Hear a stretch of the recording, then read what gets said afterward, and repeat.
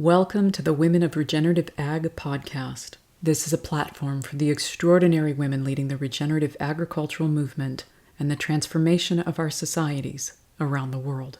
They are on the ground, creating critical shifts in seemingly intractable and highly unsustainable systems, and they have been doing so for a long time. I'm Aurora Flynn, creator of the show. In this series, we look to explore beyond the soil, to the underlying theme of transformation itself across size, scale, multiple dimensions, from that very internal landscape of human consciousness to the outer manifestation in the world around us, be it in the form of agricultural management practices, tools, and techniques, to culture, economics, policy, as well as the built environment. This series is a joint venture with Soil for Climate and my own organization, the Outer Borders Agency, where we work to help transform the human social infrastructure and the built environment to create truly resilient and regenerative societies. These recordings originally aired as interactive live stream interviews on social media. They were held during the initial months of the U.S. COVID lockdown, and due to limited facilities, we sometimes had to get creative with our locations and dealt with the occasional technical issue. Please enjoy these incredible women.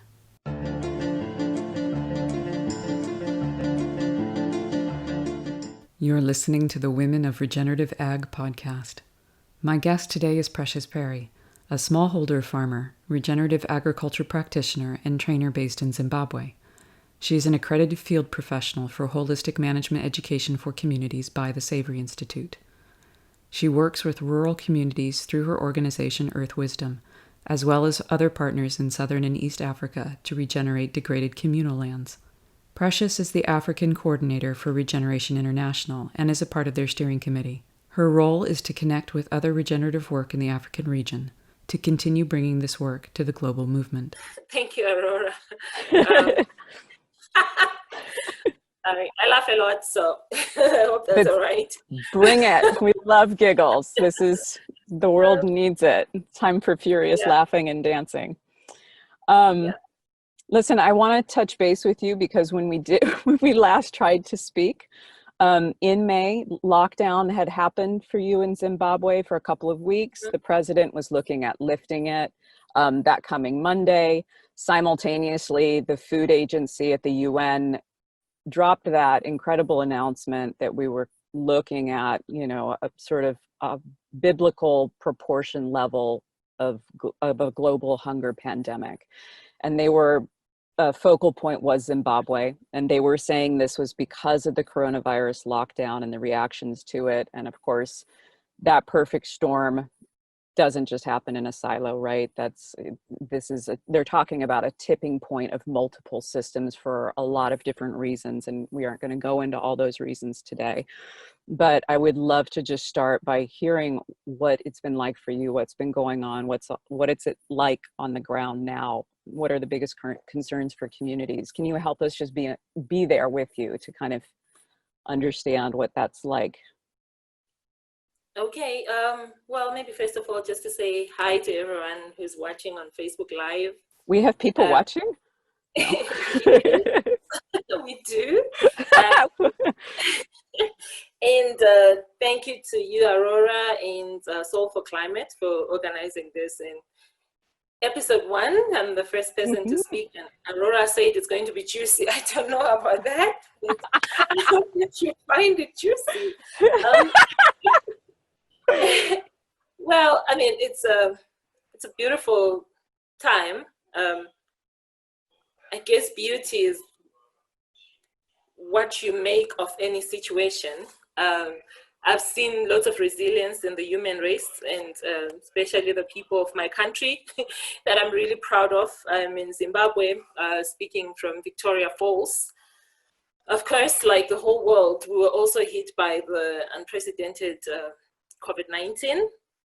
And we've evolved from lockdown to loosening a bit of the lockdowns to wearing masks, and alongside that was food shortages, people losing jobs, lots of insecurity in terms of income, and most people moving from the towns to rural areas because there were no jobs. And in particular, my town, Victoria Falls, were tourist attraction. So most of our income really is dependent on people who come here. But then airports are closed, and our big hubs in Africa, like Ethiopia and South Africa, have been closed. So obviously, people were really impacted economically. And, you know, there's a nice, smooth movement between rural communities and the town of trade in food and meats. That was a bit shaken for a bit, and with the unstable weather conditions, general food security has been a challenge even for rural local farmers. But this year was full of hope, but then there came along COVID, which brought further complications. So honestly, what's happening right now on the ground is, I think everyone's just managing really by the day. And what I've really seen is people really took the instructions in very well, and people did the most they could. But then unfortunately, how do you lock down when you don't have food? Yes. So you had to either choose to be killed by either COVID-19 or hunger. And that's really tough to watch your children starve to death. So people took all the risks, but thankfully our cases as of today, they were around 525. Okay. And 525, and then 64 cases have recovered. We had 6 deaths. Of course, you become thankful because we are aware that it could have been worse, and maybe our health system is not really in a position to handle if the cases were to escalate. So, yes. And then it has also built lots of community and lots of love relation. I saw the spirit of Ubuntu rising in us, which is, I share what I have. If one sinks, we are all sinking, because it doesn't really help for you to feel comfortable around your small space when your neighbor is hungry, because then petty crimes will come in, and that creates conflict and insecurities.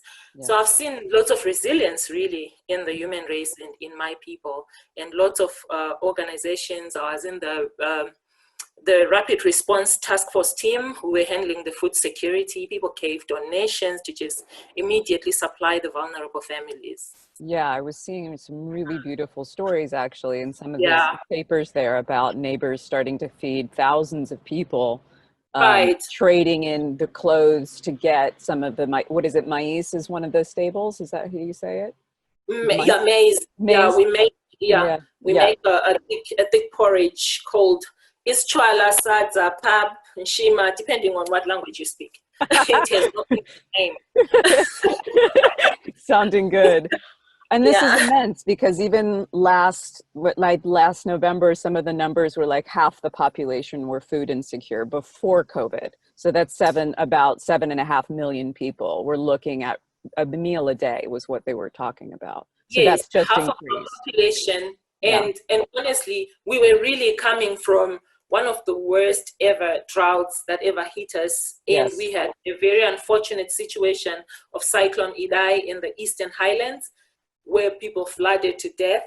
And then on the other side of Zimbabwe, the drier area, which is where I am, a total, complete failure of crops because there was absolutely no rain.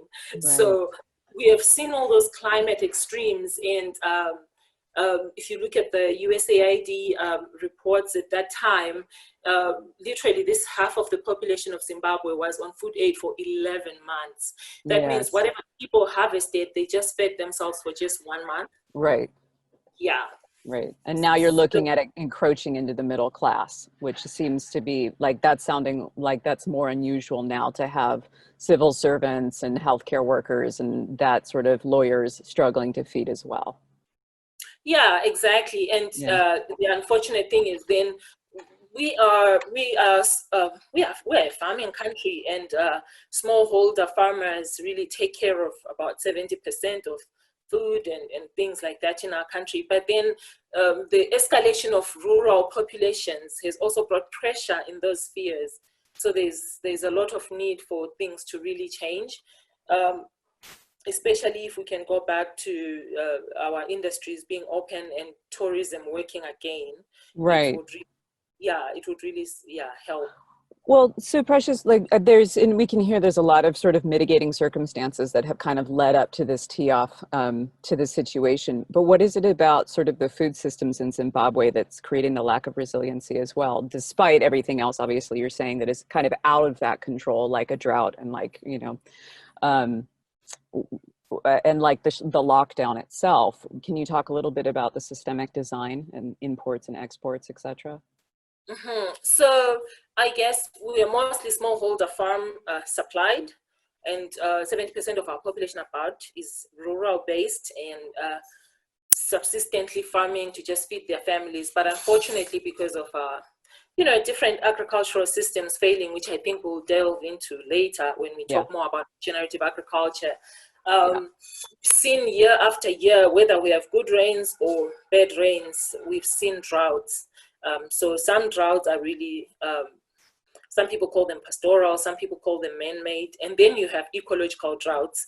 So these droughts are influenced by maybe decisions that we've made in our farming practices and how our soils have been depleting over time. Mm-hmm. And that has led us into really importing most of our foods, and even in a situation where we would have produced our foods, we have sort of a little buying and importing that we've been doing in Botswana, South Africa. Okay. And so the borders closed, that chain of supply was sort of threatened, but then it's open to a certain extent. But I think we are all aware now, including most of my really amazing friends in the cities, that we're not really much linked to the soil and the soil story and why it's important for lives to depend on it. I think that everything that's bad that happens always has that, you guys call it silver lining. As possible. So I'll be trying to put in your statements. I think that's really accurate. I think that was something we talked about, sort of that phenomenon amongst regenerative agriculturalists in general, where there's either a suffering of the body or a suffering of the land that has them suddenly go, oh, soil is really important. That there is that silver lining. Yeah, exactly. So soil is really important. So everyone, we have groups of people now who are planting in open urban spaces and school grounds, planting vegetables, and I've eaten vegetables from my friends' gardens. They're doing much better than I am. So, like, where do I store all this? Because in most cases, I have always been the girl who's always muddy in her hands. But then, like, everyone has a patch of any vegetables they really want to show you, and they want to do the best, and they want to give you the vegetables. So this is really new, right? Is what you're saying? Oh, yeah. Like, everyone will be at work most of the times. But then the importance of food and growing food and the health of soil, you can see that it's really a start. And I think that we who are in the regenerative agriculture movements, be it in urban areas or peri-urban or communal, we have such a challenge now to take up the story using the momentum that COVID-19 gave us.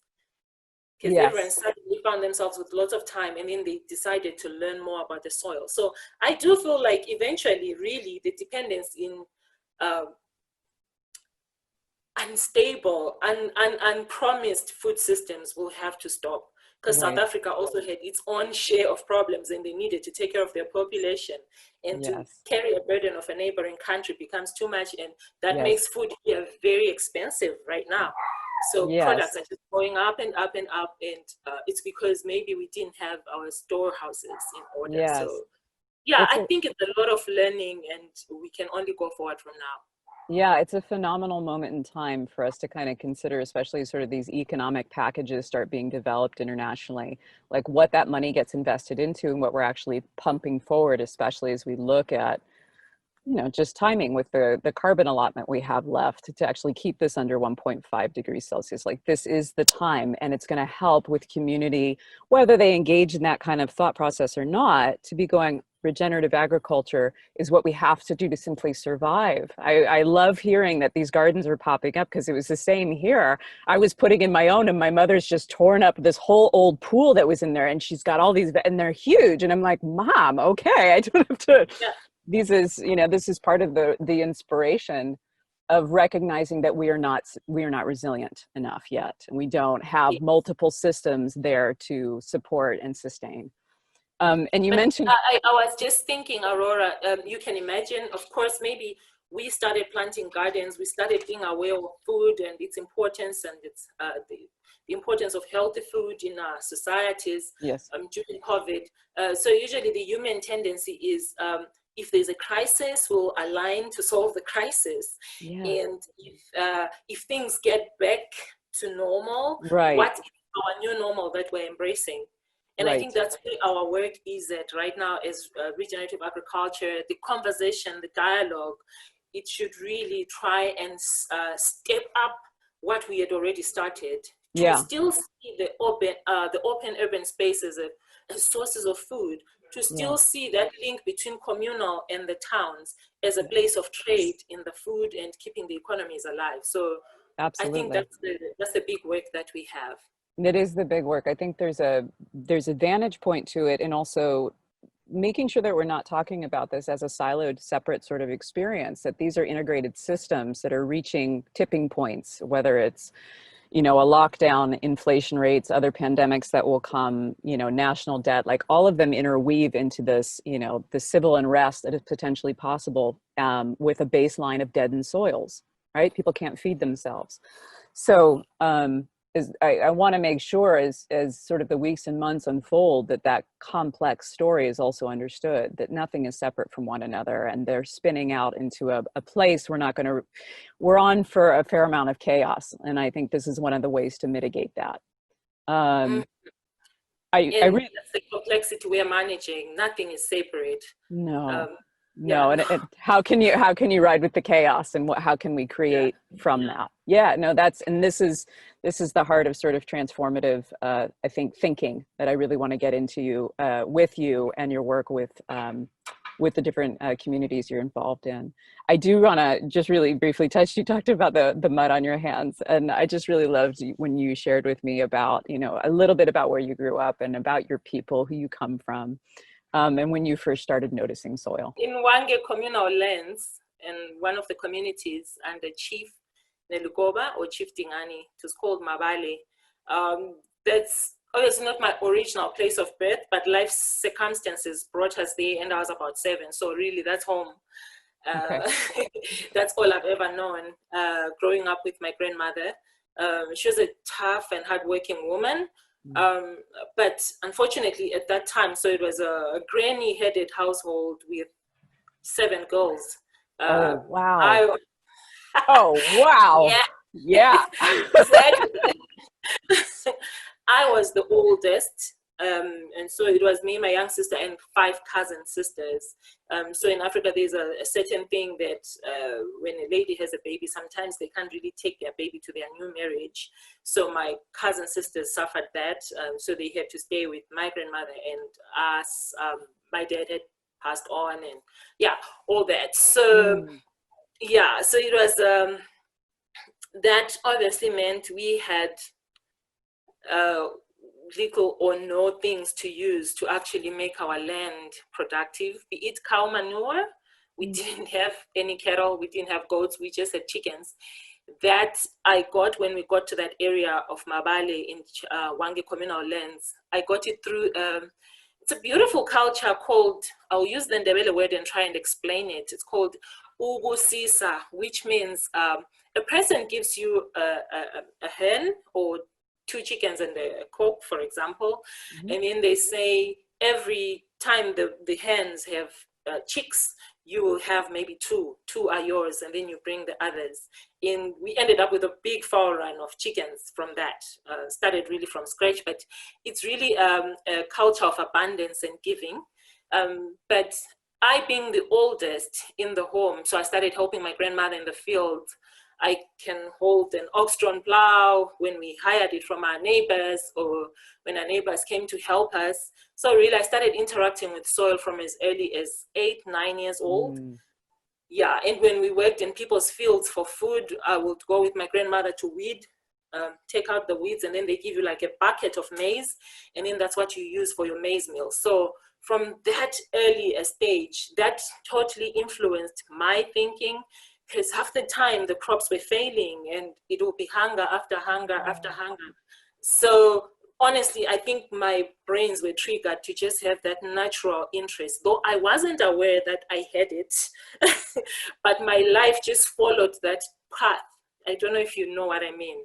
And then only now do I look back and say, oh, okay, yeah, I understand. I obviously would have been very curious about it. So being in a rural area, there were these courses at our junior high school that girls will be in the food and nutrition class and the fashion and fabrics class. I was the only girl in an agriculture class with boys. So starting from there, like, yeah, so I didn't even do English literature. I went to the agriculture class, things like that. So yeah, so I think it became natural, and I had those questions from the start. Beautiful. So then where did that lead you to? Because you ended up working, getting involved with the Savory Institute. Yes, and then so this track and this path of my life keeps taking me into natural sciences, geography, agriculture, until I'm at university, which didn't require, by the way, student internships. But I heard about the Savory Center here, the Africa Center for Holistic Management. Yeah. And every time we were on school holidays, I checked myself into the Africa Center for Holistic Management as an intern absolutely for free, because I just couldn't believe it. I couldn't believe the relationship that was going on between the cattle, the chickens, and ticks and birds, and how these animals moved on the land. And this was a center in Wange communal lands. But when you look at it, you look at the grasses that they've grown, the water that they've brought back. Yes. It looks like you are nowhere near home. And for me, I thought this is the place. And by that time, most of my friends and colleagues, we were at a university in South Africa. I was in a certain scholarship. And so when you are in school, most people would then just have generally preferred to find jobs in South Africa. I totally came back home.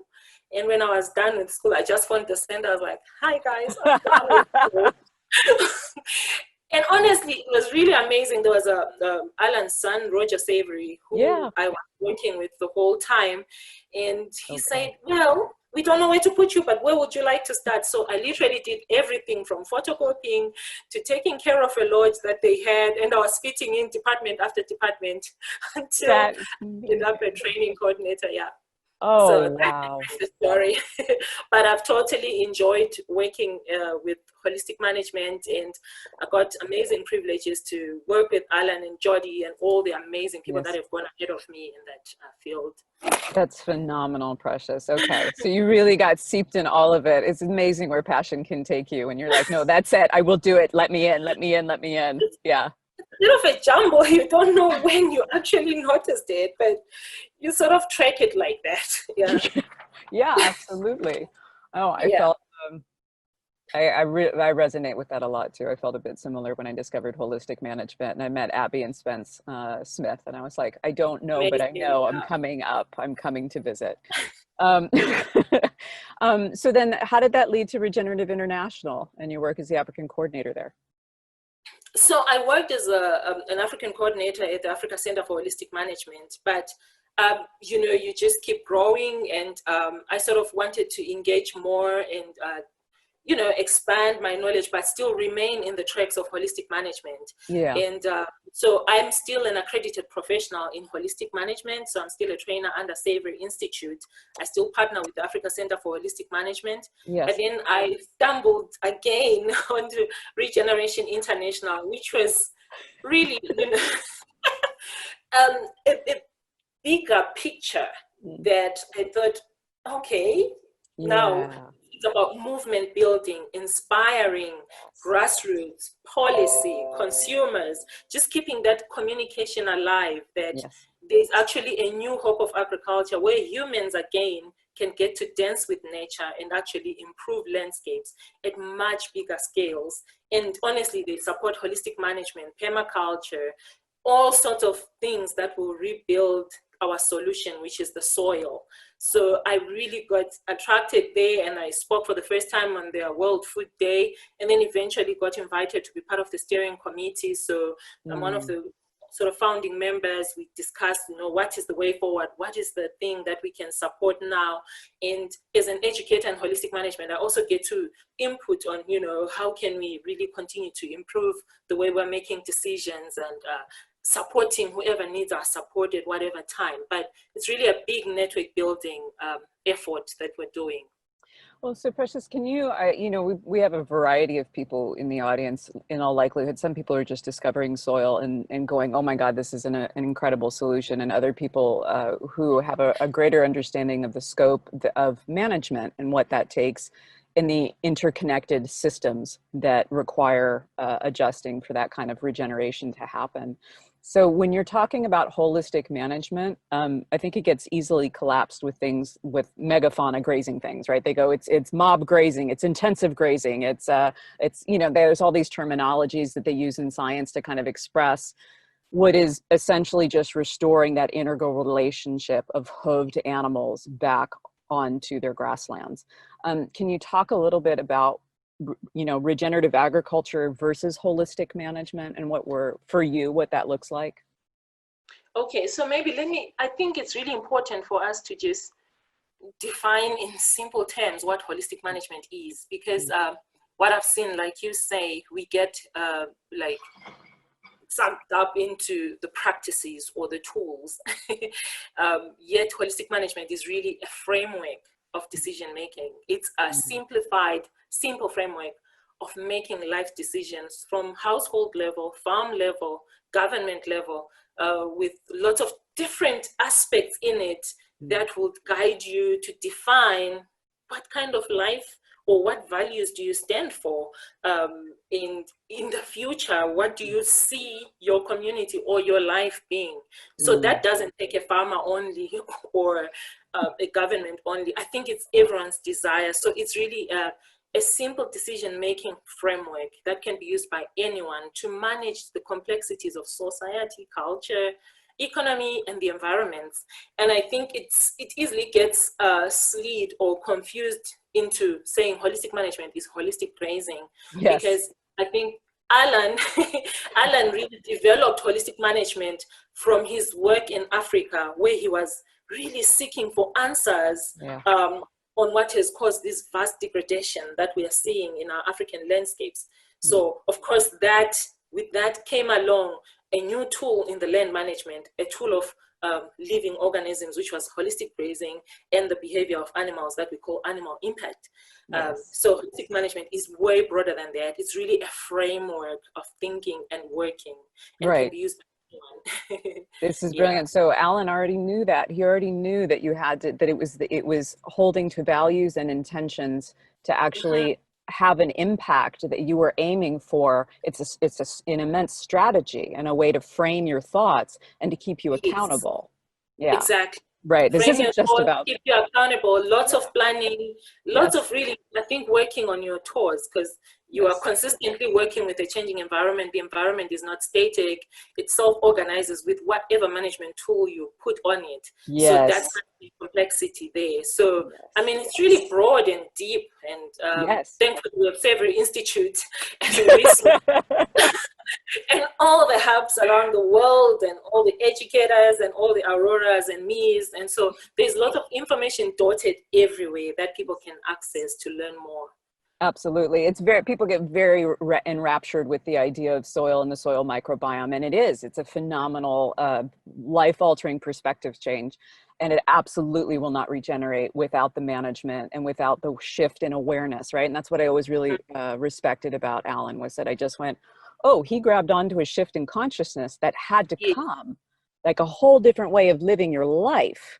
and that's very difficult for humans, right? That human social infrastructure is what I became passionate about. And I went, how does that move? And we know from, even what the UN says, UNESCO talks about culture being the driver of sustainable development and proliferation, right? It's the underlying mantle.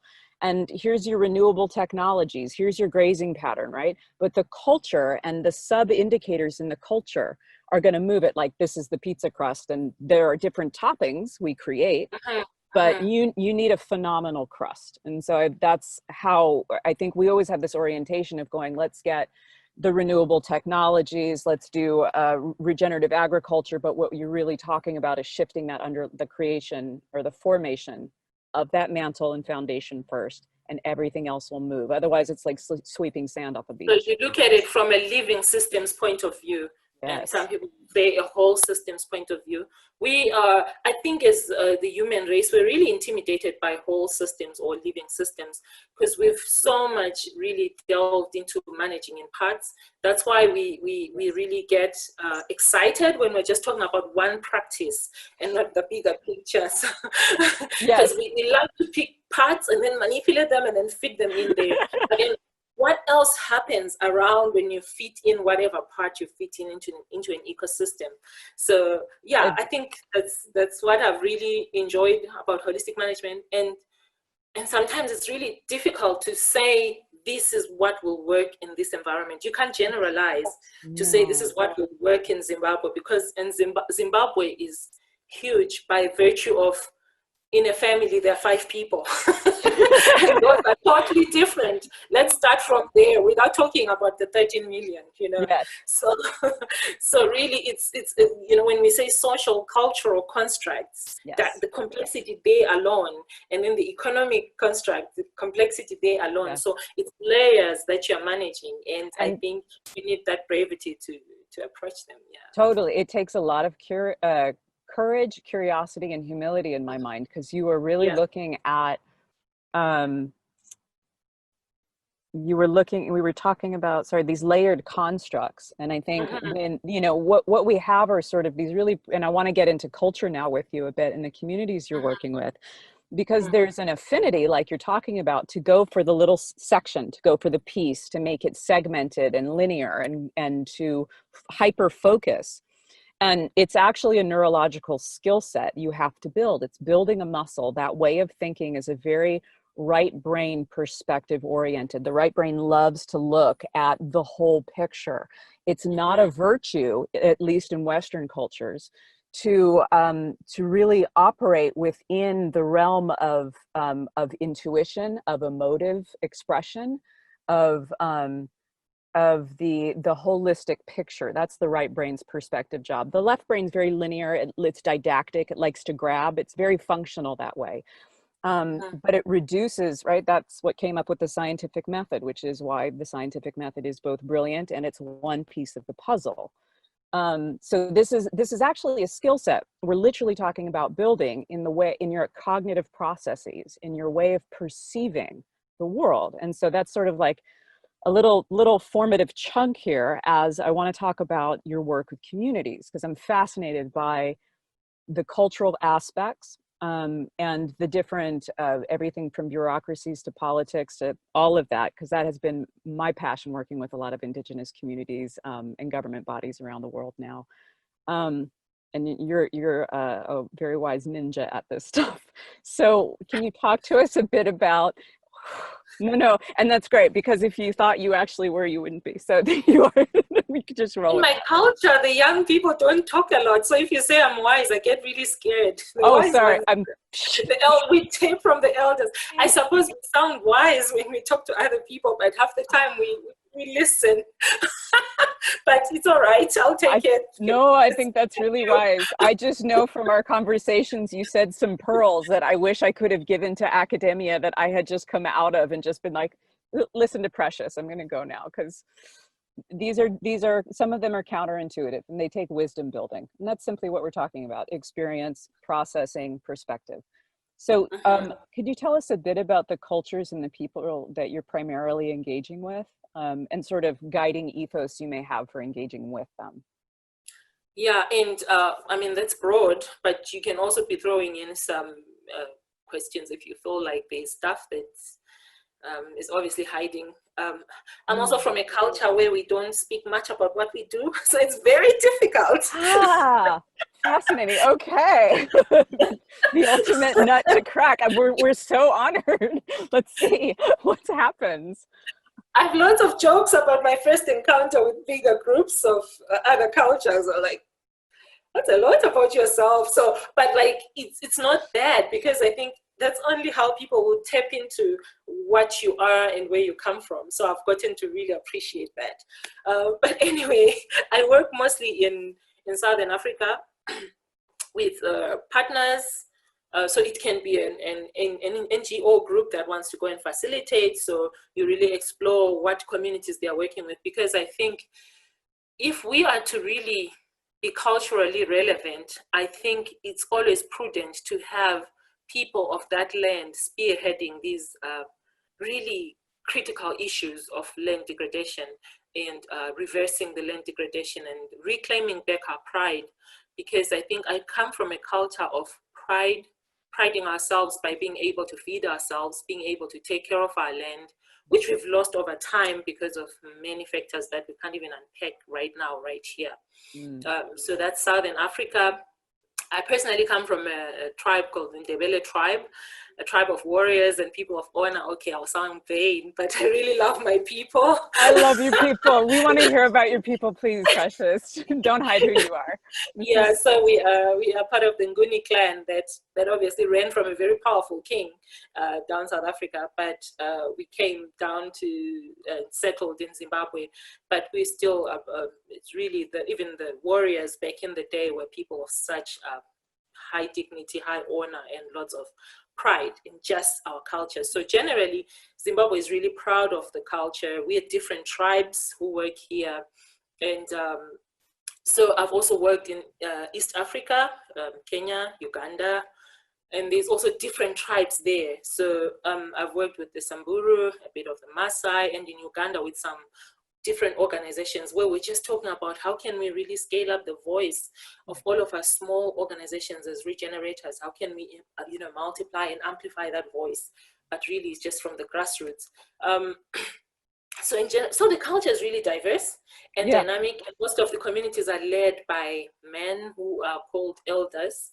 And so you can find yourself in that case as a woman facilitator. But I've heard lots of amazing lessons working with these people, which we can explore when you ask me.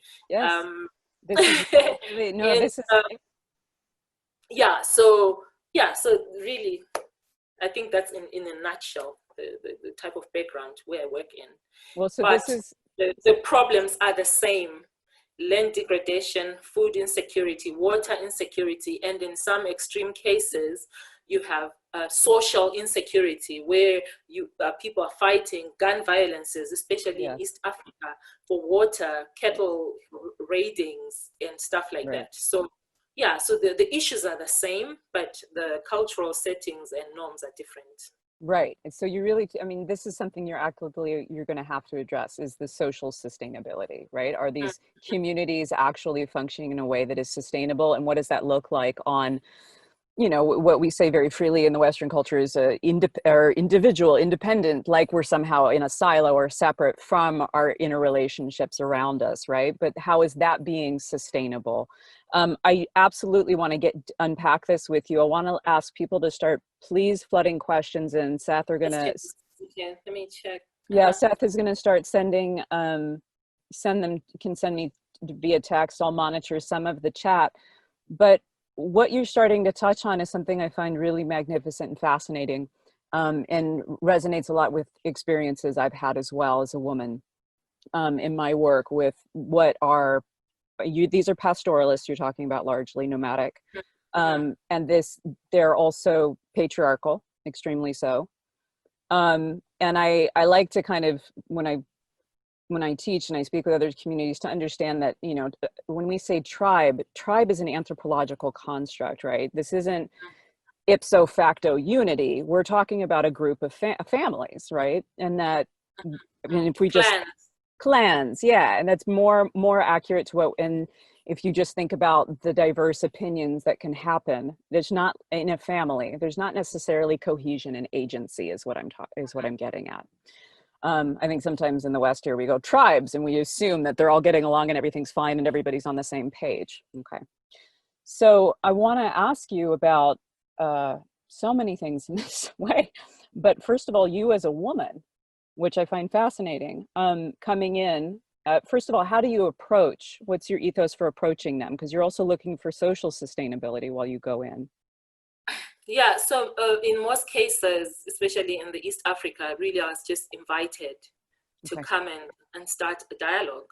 And so this was an organization called the Gravy Zebra Trust, and they work with amazing people in the Samburu land, but they have vast land where there used to be a flourishing elephants, buffalo, whatever you call it. But every day they've watched their land just wash away. And honestly, you know, they had worked with holistic management in terms of these guys had been talking about holistic management with the communities. So they said, you know, you could come as a Mandebele girl in Zimbabwe. You could just come and talk to our elders. And I think in my work, what I've really learned is after realizing that it's a very patriarchal community and the elders who are men, they hold a very important role in that community. The next layer would be warriors who also hold an amazing role of taking care of animals and defending the area. The elders defend the area by saying certain devotional prayers every morning. They give reports every morning. How are things looking? Is everyone well in your house? At night, did everyone spend the day well? And then women at the same time. These are really organized structures that to a certain extent, also being a young Southern African girl, I hadn't really experienced firsthand. Okay.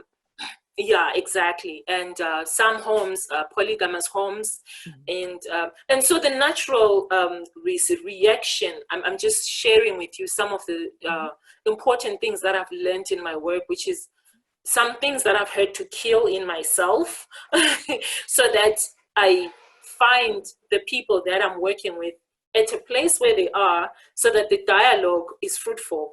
Because there's a thing about assumptions, right? So there are two things that I've been learning and also really chatting with Alan Savory and most people who are doing holistic management and working in communities.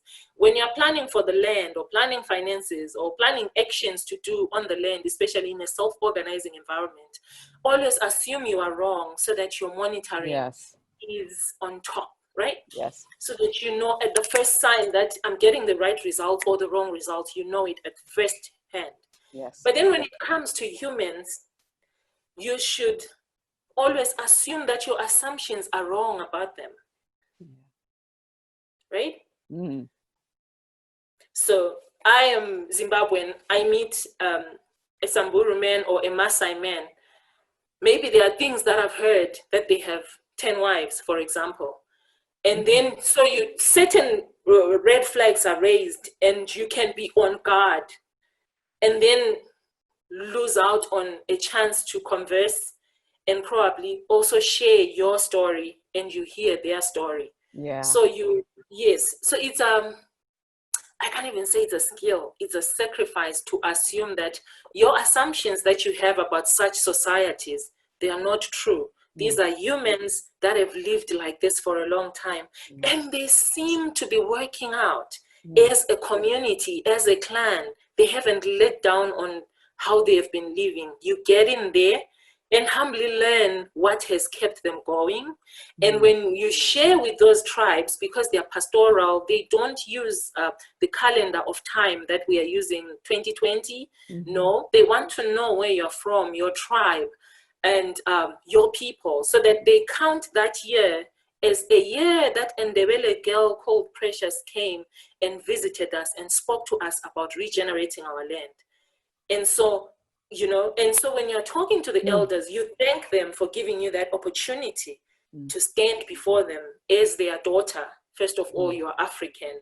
I'm also from a pastoral community, which has now turned agro-pastoral, but we love cattle. They are a symbol of well-being, of wealth. You relate, you find places of relating. And the warriors, I will never forget how I felt about them. They are very strong and resolute. They are very resolved. If they sit in a meeting and they do not agree with what's being spoken about, apparently they can leave the meeting. So they can get into a meeting and squat for like 45 minutes without sitting comfortably. And then they will sit comfortably as the conversation moves smoothly. And then you can never get that community to sit in a circle. Women sit alone, the warriors sit alone, and the elders sit alone. But my presence in some of these spaces, I've seen that women then voice out. Okay. And say, no, yeah, the elders are the ones who make the laws of the land, but they have let the ropes down. And you know, and you can see the elders are now like, what? Did you just say that about us? So it's unusual for that expression. Yes. Okay. It's more unusual. But what I really liked was, even if that statement is said, you don't build on it in that assembly. What I found would be very useful is to pull out the elders and have the facilitators from that area talk to the elders about the statement. Now you're challenging them based on that. To say, look, women are saying you guys are disappointing this system. And I think it's very sustainable because you are not giving them what to do. You're like, your people say this. What do you have to say about your people saying this? And I've seen that you give them a lead and you keep asking questions and you keep saying, I'm from the land of the brave as well. You guys are also brave. And so you keep challenging each other by where you are from as Africa. What is our pride as Africa? What do we want as Africa? Wow. I think find the common ground and learn from there. So that's just a little bit. No, it's good because what I'm hearing is a distinction. Like there isn't blame, like you failed, but I'm hearing like we are not rising to the opportunity of the fullness of who we are. We haven't become that in that nobility. That sounds like an evocation of power and of sort of honor and integrity. Yes. So, Yes. right? There isn't. I don't hear shame in that. I hear, please arise. There is no shame. And it's the best way to take it. It's not a shaming game.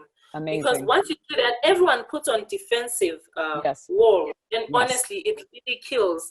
And otherwise, a dialogue that would have led to these people planning their grazing. We did like 10 strong communities in like a few days, just doing the visioning process, defining what do we want. If we look back on our shoulders, where are we from? How did we used to live? How was our landscape? Thinking at landscape level. And where are we now? How did we get here?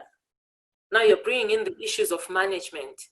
And then what do we see as our future? What do we want?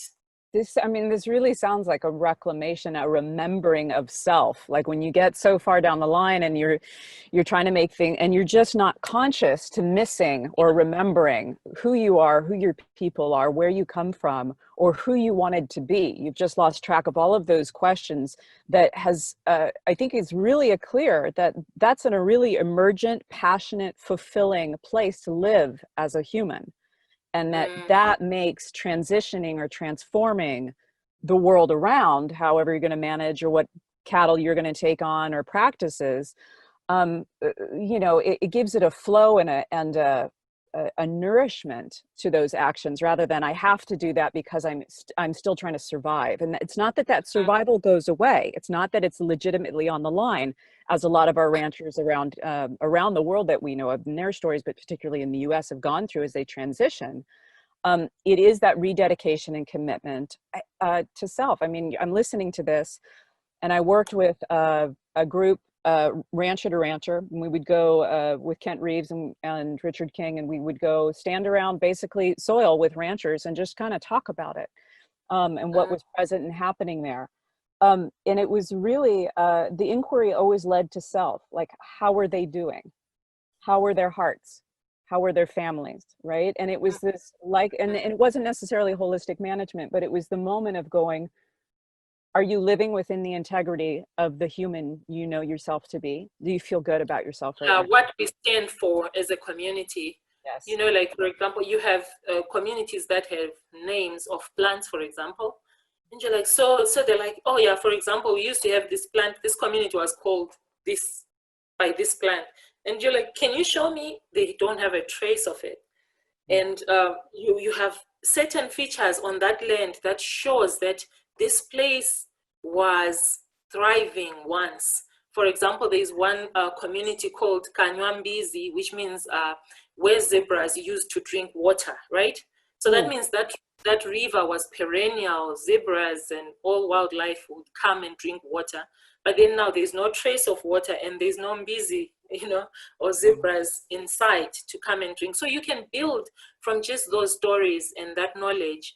And it's not always a smooth sail, you know. So you now then use your facilitation wisdom to get the conversation going until everyone settles with the fact that coming out of this relies entirely on us. Even if we have a big legacy of big NGOs coming, bringing development, but really just charitable works that have left people really crippled, thinking that rice will come from somewhere. We have to keep stimulating that conversation that our well-being is squarely on us. Well, that is, so I love this because there's about 4 questions here that let's see if we can tag together.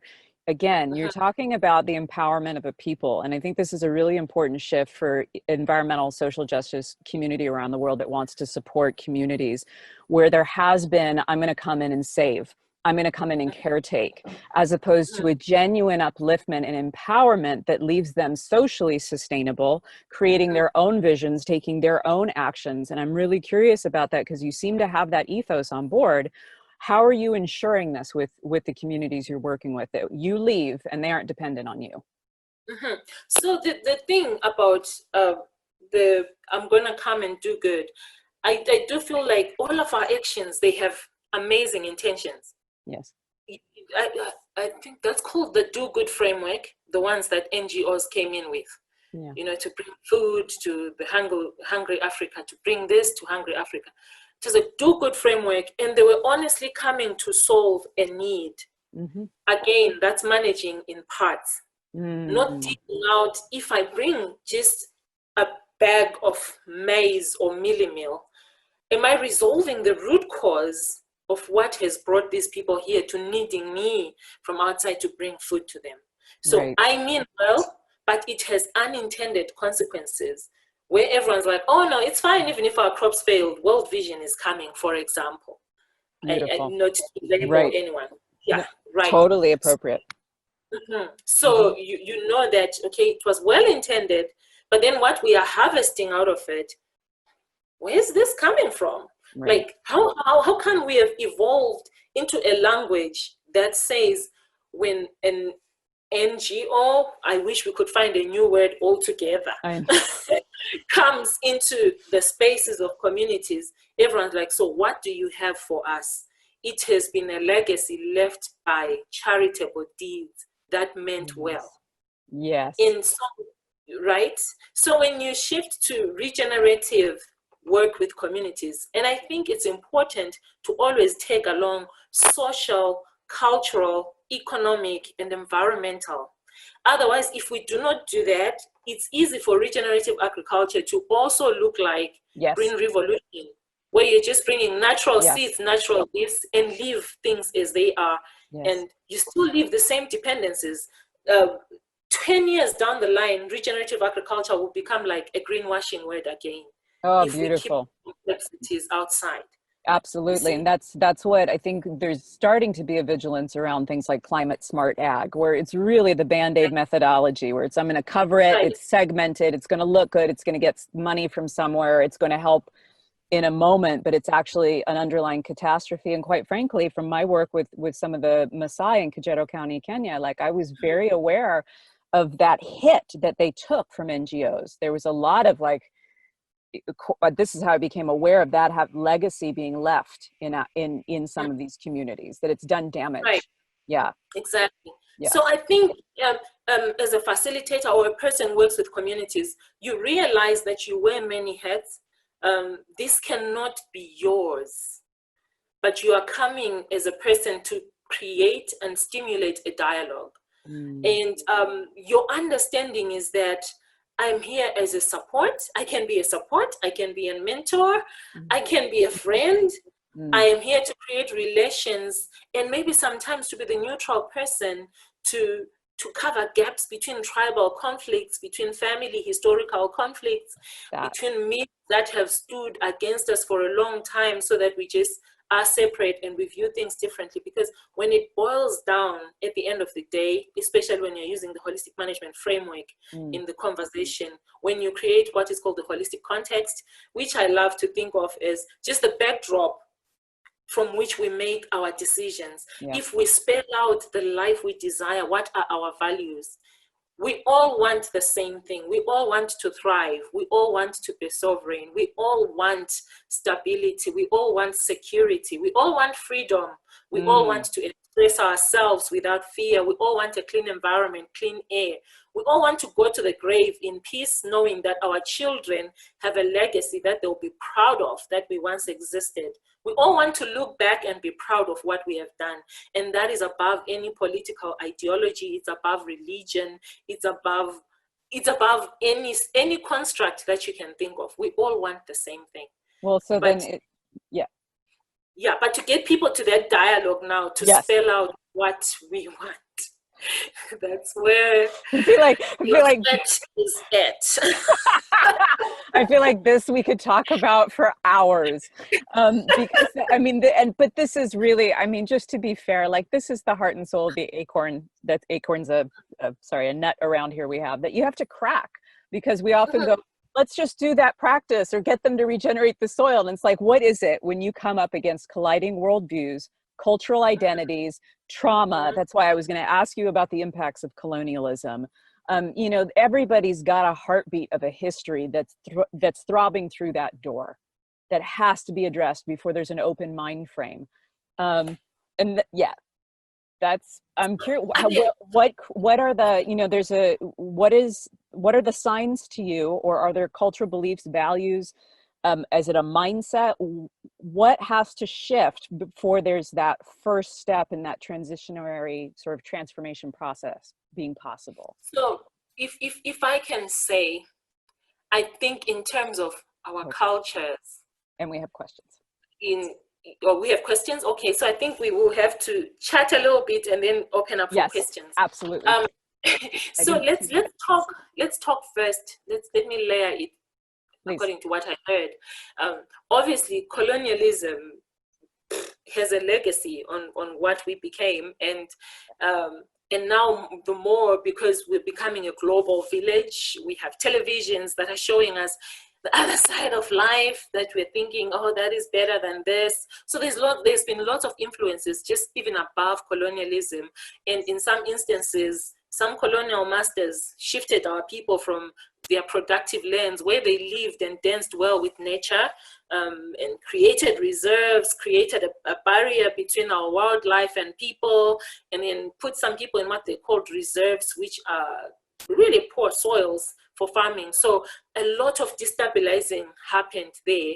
And I think because of the introduction of money, industrialization, suddenly even a shift from Ubuntu happened, a shift from abundance, and that space of abundance and generosity happened.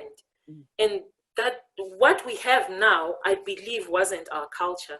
We didn't have a degenerative culture like what is there now, but it's been introduced really by things that we have gone through, traumas, evolutions, where we ended up resolving to looking out for myself more than we, but I.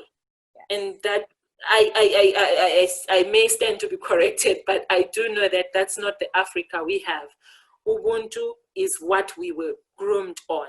And we moved our animals together. We had clans and groups of people that kept their cattle together. So even this knowledge on holistic management is not new. We have stories of how kings and chiefs had one big kraal, but they belonged to different households. So it was just that space of abundance, that space of looking out for each other. Even if you check socially, how did they live? How, issues of rape cases and thefts were very rare, and the punishments were severe because it was very strange on the land, for example. Yeah, so it was really that space of, I love to refer it as generosity and abundance. But now we have evolved, which is what has been blocking regenerative agriculture, with introduction of the industrialized agriculture or the big ag, and crops continue to fail. People continue to be in a panic mode, and everyone is looking out for themselves. Scarcity is what we're now thinking from. And half the time when you look at the land, what can it give me? So you go there with one goal of a bumper harvest. I will have a bumper harvest, whatever it takes. And so you forget everything else that is alive in there, that you are learning together with your land to know how you, the land, and all the living things in it are going to thrive. But scarcity and lack is what has led us to being extractive. And that's probably one of the barricades in learning and adopting and accepting regeneration. We have to unlearn all the things that we've been taught about, synthetic fertilizers, all sorts of things that the Green Revolution came with. It's amazing. So to have an abundant mindset means to have that, gives you that open ability to think long term, to plan, to strategize. And what I'm hearing is that really nourishing connection that comes from going, I'm interdependent with you. This is a we moment. And that the moment it becomes about me, my, is the moment everything spins out of control and the dialogue shuts down, or the process of shifting what I think Alan Savory, calls about shifting paradigms. And people often don't understand what that is, but what you're illustrating right there is a paradigm shift, I believe. Yes, exactly. And that's not been easy, because even our academic structures have been have been set on manipulating parts, reductionism. So there's a lot to unlearn even from that space. Absolutely. Just the science in itself. Alan loves to use the example of water. I really love listening to Alan, because like, every time he speaks, you're like, huh? Have you ever said that before? Like, have I ever heard you say it? Because today it's like something totally different. I'm proud of that man, honestly. Anyway, so he says, the way we are managing in parts is like when you're managing water. You think of the chemical combination of water. It's like, can you separate hydrogen from the oxygen of this water and manage those two pieces separately? Right. And everyone's like, no, how do you do that? It's like, exactly. But that's what we try and do with our environment. We manipulate one thing, and I think it causes, we tumble into one complexity after another, and we find ourselves hopeless. But if we looked at this whole living body of water and you manage it the way we manage it now. Right. So, oh gosh, Precious, I want to get to some of these questions here. And I would just, say that with this, and so this is all dialogues and questions that we would love for you to continue in the Soil for Climate group. This series will also have its own page coming up. I'm going to develop that, and also a group, so that we can have everybody gathered there as well, and continue this. So maybe we can look at the questions. Yeah, no, so I've got some, Seth has been texting some here. Okay. And so there's there's a question about, are there any rainwater collection programs or water related projects in Zimbabwe, or any in African region you're working in? Oh, definitely. Like, there's lots of partners that have incredible water harvesting programs, like including the permaculture approaches of soils, and then actually holistic grazing in itself in the African landscape. There's no way you can dig up the mountains in Africa. It's plenty of land, but the animal hoof in itself, when you grow grass, you've enabled the biggest water harvesting sink that we have, which is our soil.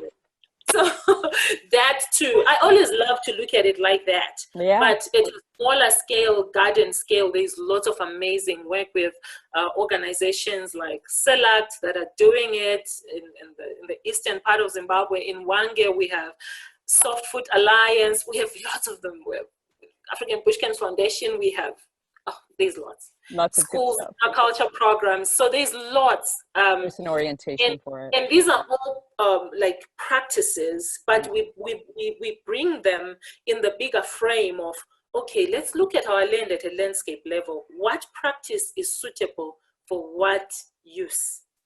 Again, you're running away from managing in parts, but understanding that for a small garden, let's get a water harvester. For this, let's use our cattle, because our land is so big. We will not have the money, the energy, and we don't even have the source of money to dig up swales in these big landscapes. Well, so there's a question here that kind of leads to one I actually had as well, Precious, and I know we're getting short on time, but they're talking about how complex is it convincing governments to use holistic management, especially in the field of farming where it's all about fertilizers and chemicals. I wanted to talk to you about that exact sort of the intersecting realms between worldviews, these paradigms we speak of, and it's great when you're just working with the tribe and it's you, and what happens when you're working with another tribe or academia or government agencies. And you know, how this person's asking, how complex is it to convince the governments? Let me first of all tackle it from the biggest blockage actually in the regenerative movement.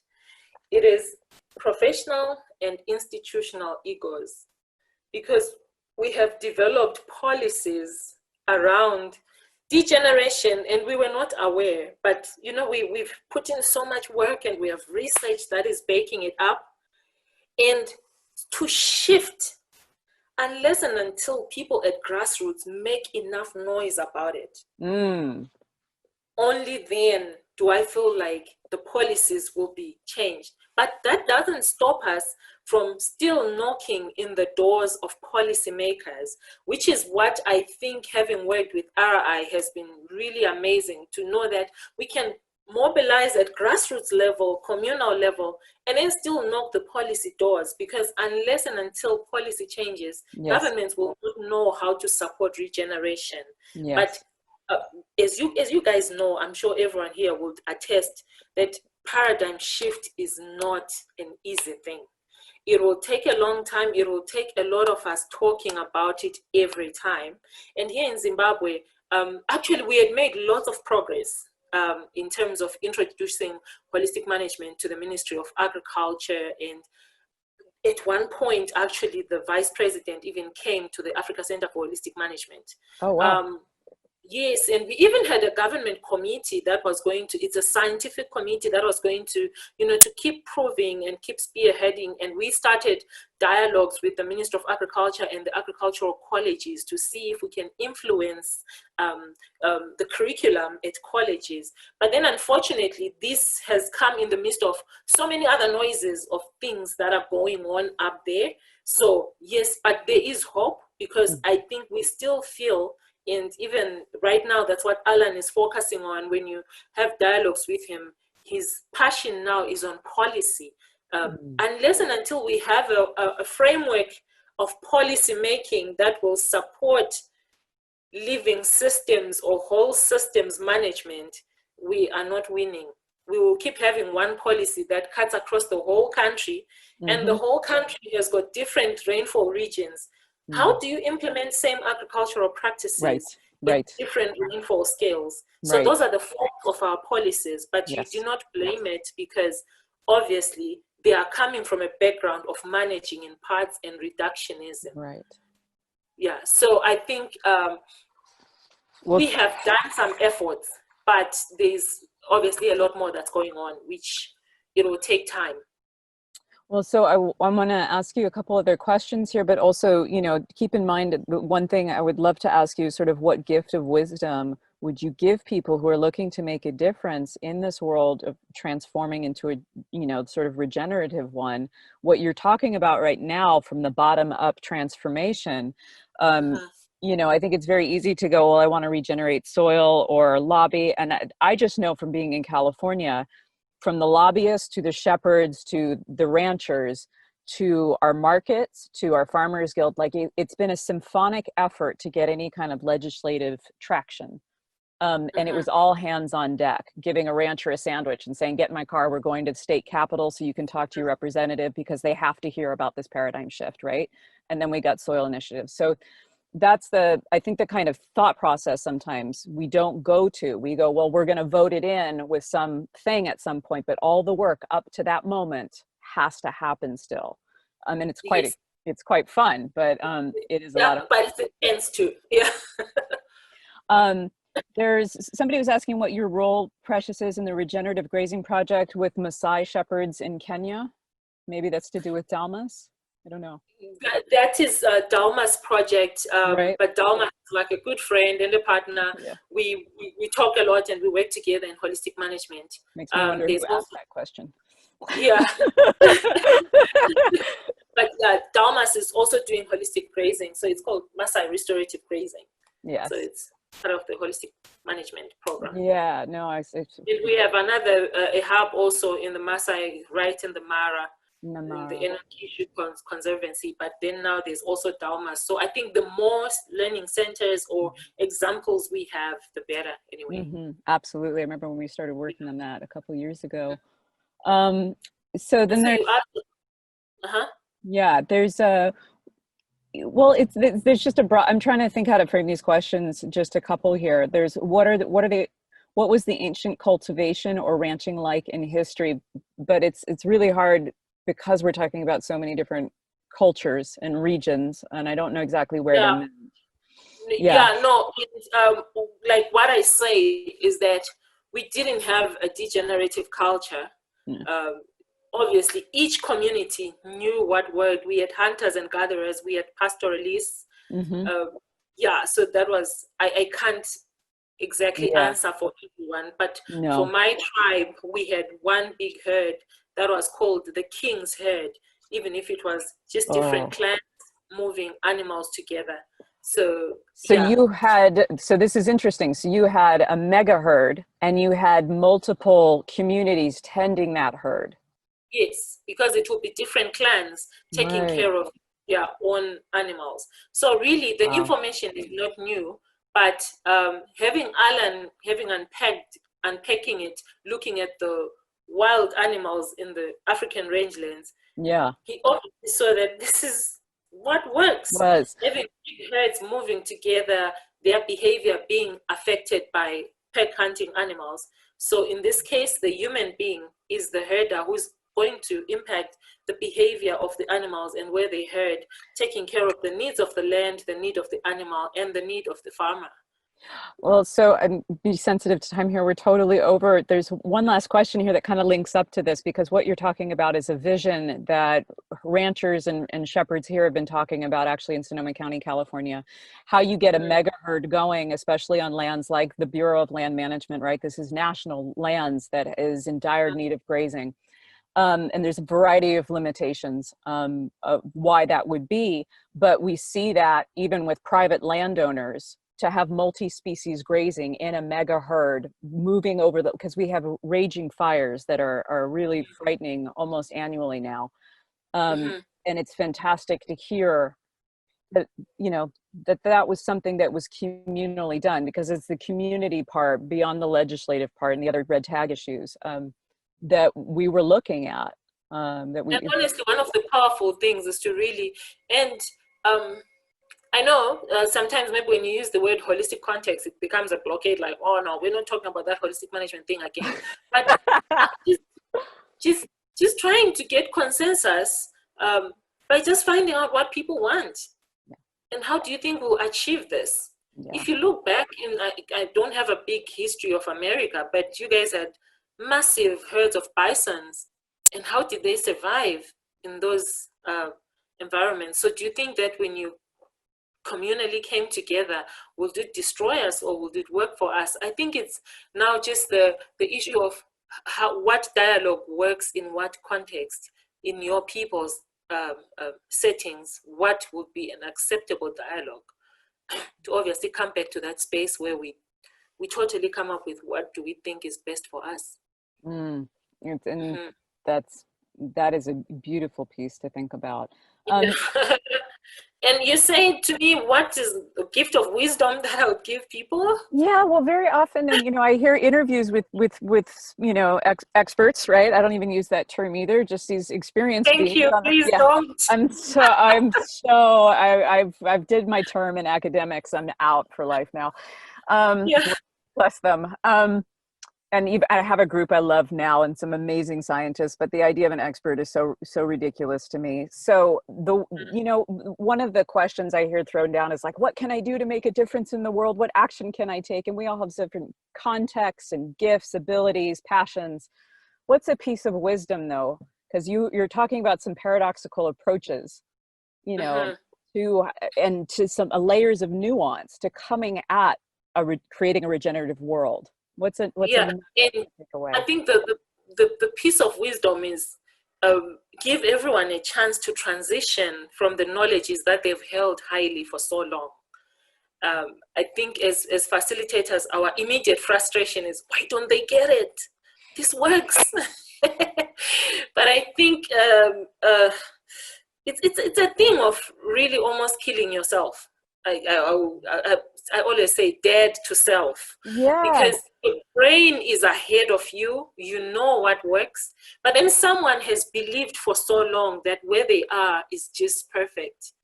But you also know that there is a possibility of an agricultural practice or approach that can change the whole narrative of this generation. So I think it's a thing of dialoguing, talking, asking questions, and here and there, if you feel like they are ready, throw in a bit of what you know.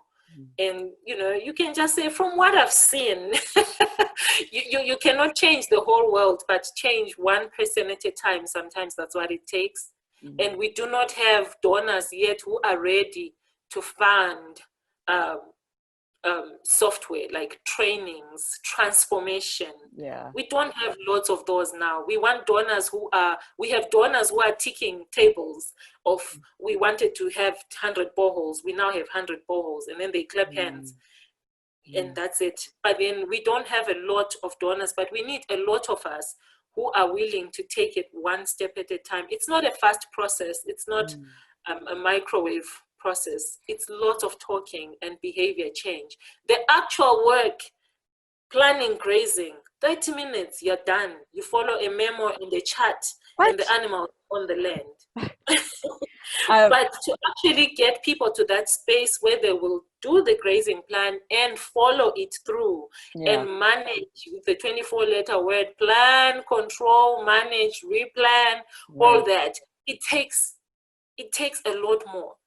The technical stuff is everywhere. People can do it, but you have to understand the dynamics socially.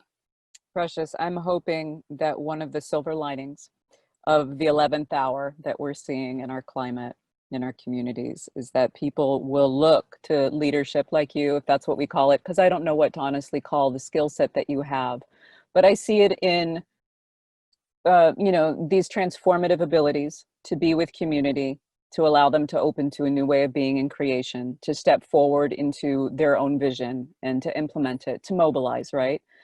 And we don't have time, right? As a globe, we don't have time for business as usual, and we need gifted individuals like you to teach that. And so I feel like, I'm hoping the heads of donors will start shifting and go, I want to invest in that, not in the solar fencing. I want to invest in this because that's the easy part, right? I want to invest in the person who can help ignite and enable people into their own remembrance and power. And I don't know what that is, or how we qualify what a being is that does that, or give it a name.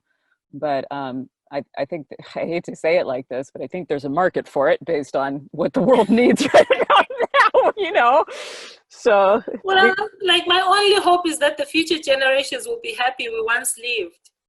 That's my only hope. I hope we'll leave enough, a little seed. And I think every day is a time to just plant a seed of hope, a seed of different thinking, even if you don't see it popping right there and then, because it's tempting to also put yourself under pressure to see action. But sometimes it's just planting seeds and watering them slowly.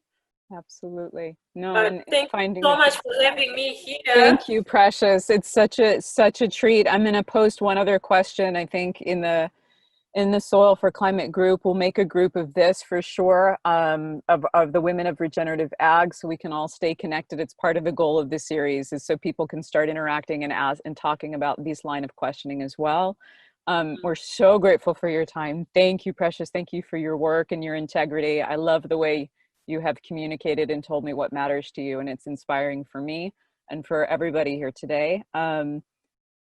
Seth, Carl, thank you so much for being in the background there, and to RE Botanicals, the hemp apothecary. We'll be here next week with Amber Smith, who's the program director for the Women in Ranching, another phenomenal, wise, wicked thinker with a wonderful heart, doing incredible work in the world.